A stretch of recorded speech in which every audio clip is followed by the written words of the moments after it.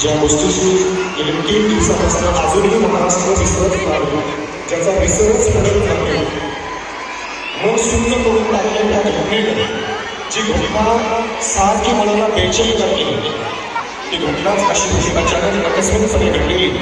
कृपया मैदानामधल्या विद्यार्थ्यांना थोडंसं शांत बसायचं. संबंधित सर्व वर्ग शिक्षकांनी त्यांना शांत बसण्यासाठी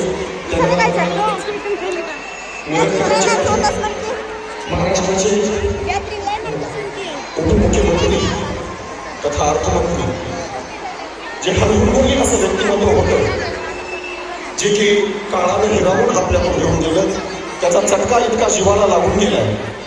गेल्या 3 दिवसापासून आपण हा दिवस केला.